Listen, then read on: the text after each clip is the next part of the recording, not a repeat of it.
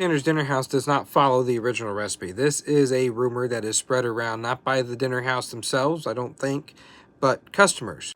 Matter of fact, what they use is a recipe my uncle and Claudia had a hand in making called 99X or Chicken Seasoning Plus, which is 99X plus salt, quoted as Claudia's magic flavor in the dinner house itself.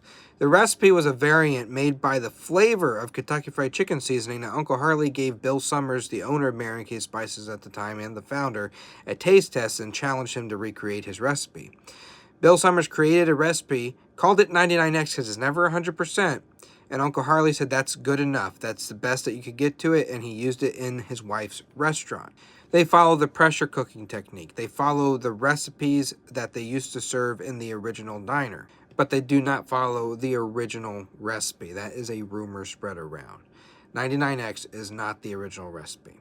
Mary Kay Spices told me it is not the original recipe. However, there are videos online of people from their store that work there saying that it is the original recipe, but they can't legally sell the original recipe, advertise it the original recipe, or say it's the original recipe without a lawsuit being filed. Matter of fact, one was filed in the 1980s between Kentucky Fried Chicken and Bill Summers, the owner, while he was on his deathbed, about that being the original recipe and about them supplying over 200 franchisees because Uncle Harley went behind their back and established a connection with 200 franchisees of Kentucky Fried Chicken with 99X. Told them to use it. It's better than whatever corporate was having them do today at the time.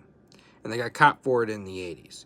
It was determined in the lawsuit that it was not the original recipe, and also they dropped the lawsuit because it wasn't the original recipe, and because it wasn't the original recipe, they did not have grounds to sue because it wasn't an agreement between Mary Kay and Kentucky Fried Chicken that they wouldn't supply the franchisees because Sexton and Stange at the time supplied it.